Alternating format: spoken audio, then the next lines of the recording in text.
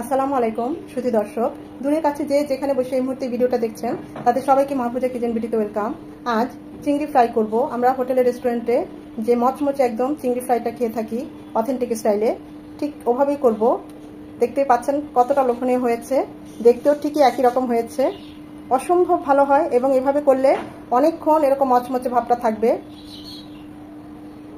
খুবই লোভনীয়, খেতেও মজা। তা কথা না বাড়িয়ে চলুন আমরা মূল পর্বে চলে যাই। আমরা হোটেলে রেস্টুরেন্টে যে চিংড়িটা অথেন্টিক ফ্রাই খেয়ে থাকি সেরকমই আর কি আজকে ফ্রাইটা করব। সেই জন্য এখানে আমি নিয়েছি 7টা চিংড়িগুলোর মাথাটা আলাদা করে নিয়েছি। আর প্রতিটা চিংড়ি এই যে এখানে যে একটা ব্রেন থাকে সেটা পরিষ্কার করে নিয়েছি।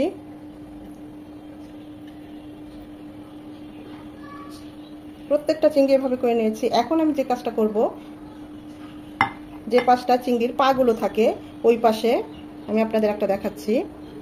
ওই পাশটা এরকম করে জাস্ট আলতোভাবে একটু করে কেটে নেব, কারণ চিংড়িটা ভাজলে দেখবেন বাঁকা হয়ে যায়। এভাবে কেটে ঠিক এরকম করে জোর একটা চাপ দিবেন, দেখবেন একটা মট করে শব্দ হচ্ছে, মানে ওর মেরুদণ্ডটা ভেঙে গিয়েছে। তখন আর চিংড়িটা এরকম বাঁকা হয়ে যাবে না। আমি আরও একটা করিয়ে দেখাচ্ছি আপনাদের। যে পাশটা চিংড়ির পাগুলো থাকে, মানে এ পাশে যে উল্টা সাইডটা, এ পাশটা ঠিক একদম আবার ডাবিও কাটা যাবে না, তাহলে কিন্তু আবার চিংড়িটা কেটে যাবে, তখন কিন্তু আর এরকম করা যাবে না। জাস্ট আলতোভাবে একটু চাপ দিলেই দেখবেন একটু করে বসে গিয়েছে। এই যে এখন একটা হাত দিয়ে এভাবে জোরে চাপ দিবেন, দেখবেন মট করে একটা শব্দ হয়েছে, খুব সুন্দর লাগে আমার কাছে। এই যে তখনই মানে ওর মেরুদণ্ডটা ভেঙে যায়, তখন আর এটা বাঁকা হয়ে থাকবে না, ভাজলে আর গোল হবে না, একদম এরকম সমানই থাকবে। এরকম করে বাকি চিংড়িগুলো আমি করে নেব। আমি তো সবগুলো চিংড়ি একই রকমভাবে এরকম ফ্ল্যাট করে নিয়েছি। আমি একদম পুরো চিংড়ি খোসা ছাড়িয়ে নিয়েছি। আপনারা চাইলে লেজের এতটুকু সামান্য একটু অংশ রাখতে পারেন, এতে ধরতেও সুবিধা হয়, দেখতেও ভালো লাগে। আমি তো কেটে ফেলে দিয়েছি। তো যাই হোক, এখন এই চিংড়িগুলোকে আমরা সিজলিং করব। আমরা শুকনো উপকরণ দিয়ে যে কোনো কিছু যদি মাখিয়ে নিই সেটাকে বলা হয় সিজলিং। আর যদি ভিজা উপকরণ দিয়ে মানে লিকুইড কিছু দিয়ে আমরা কোনো কিছু মাখিয়ে নেই, সেটা মাছ, চিকেন যাই হোক, সেটাকে আমরা মেরিনেশন বলি। তো এখন যেহেতু এটাকে আমি এখন শুকনো উপকরণ কিছু দেব, যেমন সামান্য একটু সাদা কালো গোলমরিচ গুঁড়ো দিচ্ছি, একদম সামান্য। আর দিয়ে দিব সামান্য লবণ।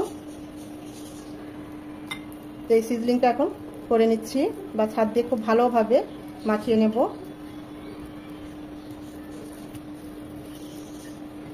এখানে পানি থাকা যাবে না, চেষ্টা করবেন একদম যেন চিংড়িগুলো শুষ্ক থাকে। ধুয়ে প্রয়োজনে টিস্যু দিয়ে পানিটা শুষে নেবেন। যত শুকনা থাকবে এটা ততটাই ক্রিস্পি হবে। এটাকে 10 মিনিট রেস্টে রেখে দেব। 10 মিনিট পর এখন এখানে আমি 2 চামচ কর্নফ্লাওয়ার দিচ্ছি। জাস্ট চিংড়িগুলো একদম এভাবে মাখিয়ে নেব। যদি দেখেন চিংড়িগুলো আস্তে আস্তে পরে ভিজে যায় কর্নফ্লাওয়ারে, প্রয়োজনে শেষে আবার আরেকটু হাফ চামচ বা 1 চামচ কর্নফ্লাওয়ার দিয়ে এভাবে গড়িয়ে নেবেন।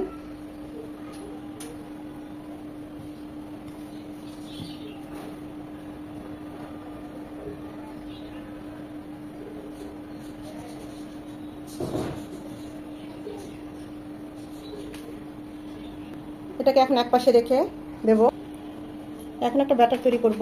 দিয়ে দিব 2 চামচ ময়দা, 2 চামচ কর্নফ্লাওয়ার,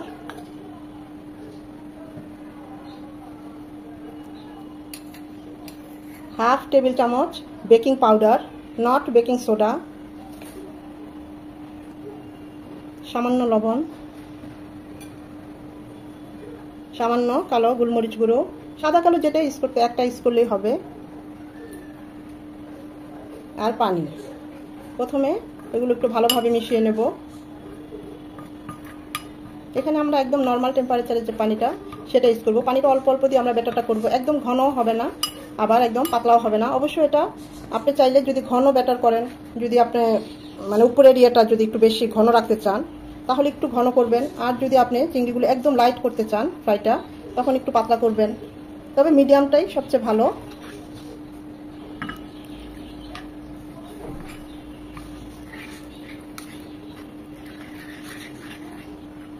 আমি এই ঘনত্বটা রেখেছি ব্যাটারের। এখন দিয়ে দিব 1 চামচ সয়াবিন তেল। খুব ভালোভাবে মিশিয়ে নিতে হবে যেন এখানে কোনো লাম্পস না থাকে, স্মুথি একটা ব্যাটার হয়, তাই খুব ভালোভাবে মিশিয়ে নিব। আমাদের ব্যাটার রেডি, চিংড়ি কোট করা হয়ে গিয়েছে। এই স্টেজে যদি বললাম প্রথমেই যদি দেখেন একটু ভিজে ভিজে গিয়েছে, ঠিক ওই যে কর্নফ্লাওয়ারগুলো আর একটু নিয়ে, আমার আর লাগবে না, আমি প্রথমেই যথেষ্ট নিয়ে নিয়েছি, একটু বেশি হয়েছে, তো সেটা দিয়ে আমি আরেকবার উল্টিয়ে পাল্টিয়ে কোট করে নিচ্ছি। তো আমরা এখন চুলায় চলে যাবো এগুলো ভাজতে। প্যানে দিয়ে দিচ্ছি সয়াবিন তেল। হোটেলে রেস্টুরেন্টে দেখবেন ওরা ডুবো তেলে ভাজে, তাই ওদেরটা এতটাই ক্রিস্পি হয়।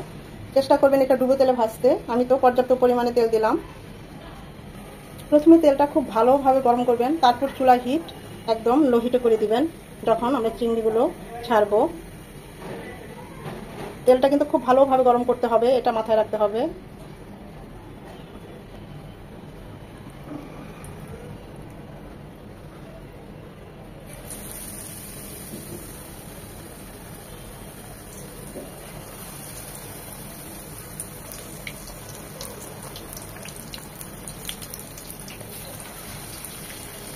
সাথে সাথে উল্টাবো না, মিনিট 2 পর উল্টিয়ে দিব।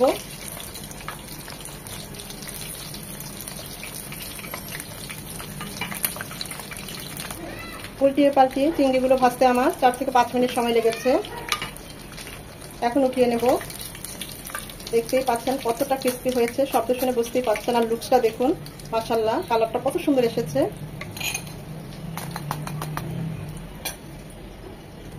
একইভাবে বাকি চিংড়িগুলো ফ্রাই করে নেব।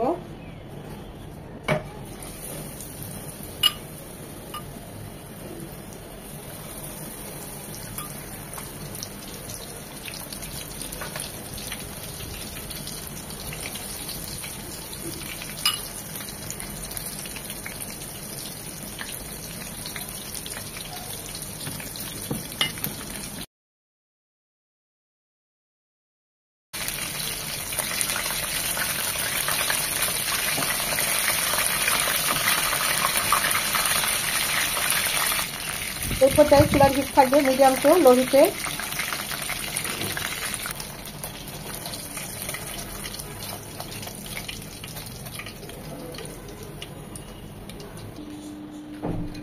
এর জন্য একটু টমেটো সসই যথেষ্ট, এটা খেতে আর কিছুই লাগে না, এমনি এমনি খাওয়া যায়, টমেটো সস ছাড়াও খাওয়া যায়। দেখতেই পাচ্ছেন কতটা লোভনীয় হয়েছে, একদম সিম্পল। আমরা রেস্টুরেন্টে হোটেলে যেই চিংড়ি ফ্রাইটা খাই অনেকটা একদম সেম। আর টেস্টের কথা তো বলবো, একদম খুবই মজা, অসম্ভব ভালো হয়েছে। আমি আপনাদের ক্রিস্পিটা একটু দেখাই, এতটাই ক্রিস্পি আর এতটাই টেস্টি।